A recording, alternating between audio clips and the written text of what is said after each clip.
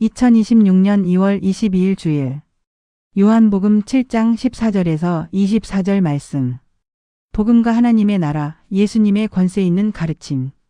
당시 랍비들과 예수님의 가르침의 차이는 본문은 이제까지 자신을 숨기시다가 명절 중간에 자신을 드러내시는 예수님의 가르침이 소개되고 있습니다. 예수님은 자신의 가르침에 놀라워하는 유대인들에게 하나님의 뜻을 행하려고 하는 자는 하나님에게서 온 가르침을 제대로 알 수 있다고 말씀하셨습니다. 하나, 반응.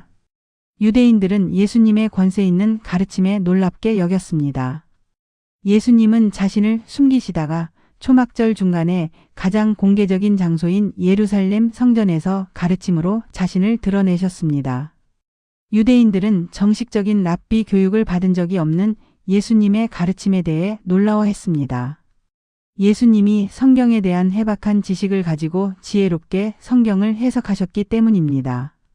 당시 유대인들의 가르침은 옳고 그름보다는 출신과 배경에 치중하였습니다.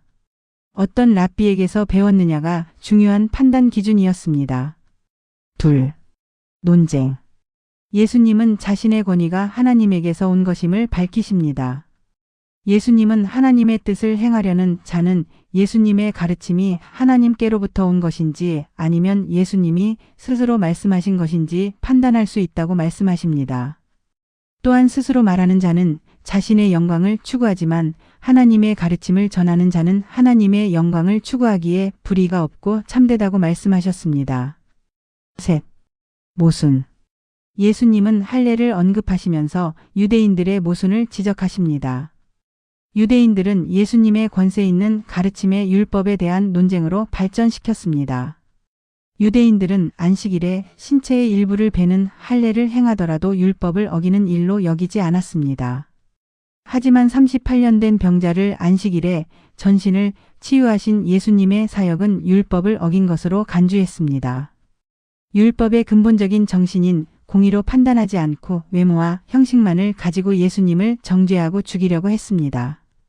이처럼 유대인들이 예수님을 배척한 것은 증거가 부족해서가 아니라 하나님의 뜻을 행하려는 마음이 없었기 때문입니다.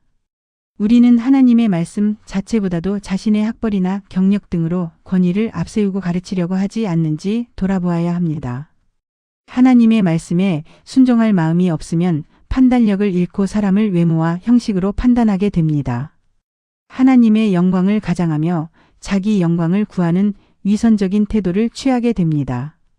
무엇보다도 말씀을 가르치는 자는 하나님의 뜻에 순종하려는 마음의 태도를 가지고 말씀을 가르치고 전해야 합니다.